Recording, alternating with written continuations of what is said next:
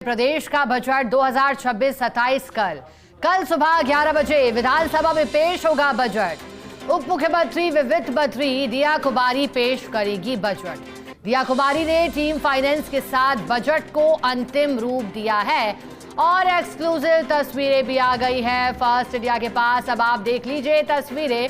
इंतजार पूरा प्रदेश कर रहा है कल के बजट का। उम्मीदें सभी वर्ग की और कहा जा रहा है कि इस बार का बजट, जो कि सत्ता पक्ष के नेता भी कह रहे हैं, अधिक जनहितैषी बनने की बात कही है। ज्यादा जानकारी लेंगे एसोसिएटर निर्मल तिवारी हमारे साथ जुड़ गए हैं। निर्मल जी, बजट आने को है, इंतजार तो हो रहा है, लेकिन उससे पहले जो तस्वीरें आई हैं उसका जिक्र आप कीजिएगा निर्मल जी। निश्चित तौर पर शिखा, देखिए ये जो तस्वीर है ये उम्मीदों की तस्वीर है, ये राहत की उम्मीदों की तस्वीर है, विकास की उम्मीदों की तस्वीर है। और कह सकते हैं कि जो सूबे की उप मुख्यमंत्री हैं दिया कुमारी, जो कि वित्त मंत्री भी हैं, उन्होंने बजट को अंतिम रूप दे दिया है। ये जो तस्वीरें हम दिखा रहे हैं, इसमें जो टीम फाइनेंस है वो उनके साथ नजर आ रही है आपको। वर्ष 2026-27 का जो ग्रीन बजट है वो उन्होंने तैयार कर लिया है। और इस टीम के अंदर जो अगर तमाम हम बातें करें तो वित्त सचिव जो है, प्रमुख शासन सचिव वित्त वैभव गालरिया इस टीम में मौजूद हैं। साथ ही साथ वित्त सचिव व्यय टीना सोनी इसमें हैं। सचिव वित्त बजट राजन विशाल इसमें शामिल हैं। सचिव वित्त राजस्व कुमार पाल गौतम इसमें शामिल हैं और निदेशक बजट ब्रजकिशोर शर्मा इसमें शामिल है। खास बात यह है कि तमाम जो ये टीम है, इस टीम में से कुछ अफसर ऐसे भी हैं जिनको पुराना अनुभव है फाइनेंस का, बजटिंग का, कैसे बजटिंग करते हैं। और निश्चित तौर पर कल सुबह 11 बजे जब उप मुख्यमंत्री दिया कुमारी यानी वित्त मंत्री दिया कुमारी जब बजट पेश करेंगी विधानसभा में, तो उसमें बहुत सारी राहत का पिटारा, विकास का रोड मैप देखा जा सकता है।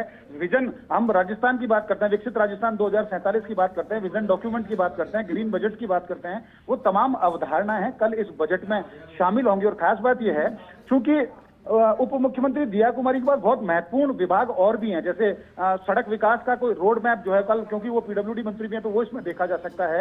महिला एवं बाल विकास की बात करें, बाल अधिकारी की अधिकारिता की बात करें तो वो उनके पास है, क्योंकि उसमें देखा जाएगा कि महिला सशक्तिकरण के लिए, महिलाओं के उत्थान के लिए, बालोत्थान के लिए वो क्या क्या करती हैं। पीडब्ल्यूडी उनके पास है। जैसा मैंने पहले भी कहा, पर्यटन, कला एवं संस्कृति जो बहुत महत्वपूर्ण है, क्योंकि राजस्थान की पहचान पर्यटन से है, पर्यटन के प्रदेश के तौर पर है। तो निश्चित तौर पर तमाम ऐसे सेक्टर हैं जो उम्मीदें कर रहे हैं कि कल जो उन्होंने आज जो बजट को अंतिम रूप दिया है, इस बजट में वो सब कुछ होगा जिसकी एक आम आदमी राहत की उम्मीद कर रहा है। गृहिणी चाहती है कि उनकी रसोई का सामान सस्ता हो, आम आदमी चाहता है कि उसकी दिनचर्या, जो दैनिक रोजमर्रा की जो वस्तुएं वो सस्ती हों।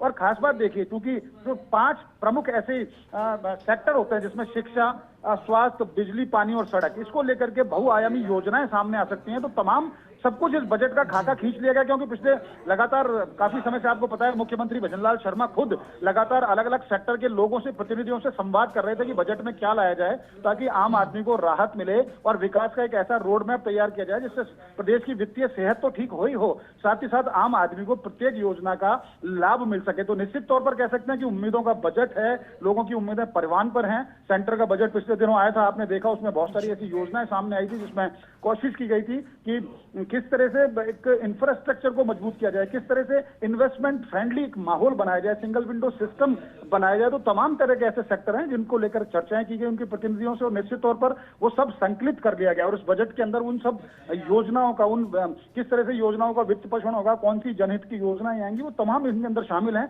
अब बस इंतजार है तो इस बात का तो कि काउंटडाउन शुरू हो चुका है। जैसे ही बजट को अंतिम रूप दिया वैसे ही काउंटडाउन शुरू हो चुका है। कल सुबह 11 बजे का इंतजार है जब विधानसभा के अंदर उप मुख्यमंत्री दिया कुमारी इस बजट को पेश करेंगी। माना जा रहा है करीब 2 घंटे से लेकर 2.5 घंटे तक ये बजट भाषण उनका चल सकता है, जिसमें तमाम ऐसी जनहित की योजनाएं वो सामने आएंगी। और विजन 2047 जिसकी हम बात कर रहे हैं, क्योंकि विकसित राजस्थान, विकसित भारत की बात करते हैं, तो विकसित राजस्थान 2047 का रोड मैप भी इसमें देखने को मिलेगा। आप देख सकते हैं उनके चेहरे पर एक आत्मविश्वास है। तमाम हम हमारे दर्शकों को दिखाने की कोशिश कर रहे हैं, पूरी टीम फाइनेंस जो उनके साथ मौजूद है। और जिस तरह से ये फोटो सेशन के बाद एक औपचारिक तौर पर वो राज्यपाल के पास उनको जाना होता है, मुख्यमंत्री को बजट उनको सौंपना होता है और उसके बाद विधानसभा के पटल पर रखा जाता है। तो निश्चित तौर पर उम्मीदें परवान पर हैं और उम्मीद की जानी चाहिए, लेट्स द फिंगर क्रॉस, की जब एक महिला के तौर पर, एक महिला वित्त मंत्री के तौर पर, क्योंकि केंद्र में भी देश की जो वित्त मंत्री हैं वो भी महिला हैं, राज्य की वित्त मंत्री भी महिला है, ऐसे में डबल इंजन की सरकार भी है दोनों तरफ। तो राजस्थान तो ऐसा लगता है कि राजस्थान की पोबारा 25 होने वाली है। निश्चित तौर पर कल का इंतजार है और इस बजट में बहुत सारी ऐसी जनहित की योजनाएं भी देखने को मिलेंगी जिससे जन विकास तो निर्धारित होगा, सुनिश्चित होगा ही, साथ ही साथ राज्य का विकास भी सुनिश्चित होगा। बिल्कुल बिल्कुल ठीक कहा आपने निर्मल जी, बहुत शुक्रिया आपका साथ जुड़ने के लिए निर्मल जी। चलिए, हमारे साथ SO editor doctor Rituraj Sharma भी जुड़े हैं। ऋतुराज जी, बजट की घड़ी में बस अब 24 घंटे और या फिर उससे कम भी अगर गिनने लगे तो इंतजार है, लेकिन उससे पहले अंतिम रूप दे दिया गया है।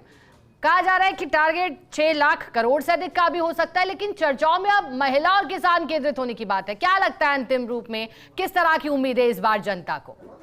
देखिए शिखा, बजट में महिलाओं किसानों के साथ साथ युवाओं को खासी तरजीह दी जाएगी। युवाओं के लिए करीब 1 लाख भर्ती की घोषणा हो सकती है। शिक्षा, स्वास्थ्य, पुलिस महकमे में नई भर्तियों की घोषणा हो सकती है और ये भी हो सकता है कि RAS और कुछ बड़े पदों को छोड़कर ज्यादातर नौकरियों में जो सिलेक्शन प्रोसेस है उसमें इंटरव्यू खत्म किया जाए। वहीं संविदा कर्मचारियों की जो सैलरी मानदेय बढ़ाने पर बजट में प्रावधान हो सकता है या इससे जुड़ी कोई घोषणा हो सकती है। किसानों के लिए अगर बात करें तो सम्मान निधि बढ़ाने की घोषणा यहाँ पर ज्यादा संभव लगती है। वहीं सामाजिक सुरक्षा योजना की पेंशन में 15% बढ़ोतरी का भी प्रस्ताव किया जा सकता है। केंद्र की तर्ज पर नई तबादला नीति की घोषणा यहाँ पर संभव है, जिससे कि जो सरकारी विभागों में जो तबादले हैं उसकी जो प्रक्रिया है वो स्मूथ रूप से हो। वहीं 2 से ज्यादा बच्चों वालों के जो निकाय पंचायत चुनाव पर जो रोक हटाए उसके लिए बिल लाया जा सकता है, तो इसकी घोषणा के भी इसमें आसार है।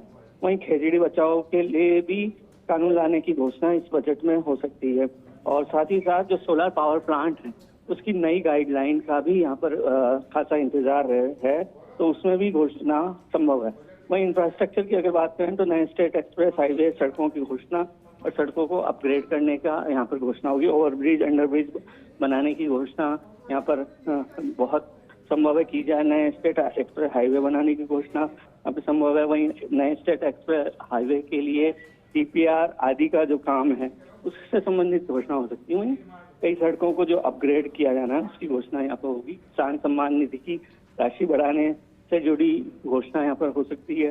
गेहूं सहित कुछ चुनिंदा जो फसल है उस पर MSP पर जो बोनस जो दिया जाए उसके संबंध में घोषणा। वहीं बाजरा खरीद की भी MSP पर घोषणा संभव नजर आती है। दूध खरीद पर बोनस बढ़ने के आसार हैं, तो वहीं पशुधन स्वास्थ्य बीमा योजना का दायरा भी बढ़ सकता है और पशुधन बीमा का लाभ जो है ज्यादा पशुपालकों को देने की योजना पर भी काम किया जा सकता है। वहीं महिलाओं के लिए डेयरी प्रोत्साहन योजना की भी घोषणा के आसार है। महिलाओं को सब्सिडी से लेकर कर्ज दिलाने तक के प्रावधान यहाँ पर संभव है, तो जो महिला डिप्टी CM है उनके लिहाज से ये घोषणा बेहतर हो जाती है। वहीं रोडवेज के लिए बसों की खरीद और नई बसों की खरीद संबंधी घोषणा, वहीं सिटी ट्रांसपोर्ट बेहतर करने की संबंधी घोषणा और कई शहरों के लिए सीवरेज और पेयजल योजनाओं की घोषणा यहाँ पर संभव है।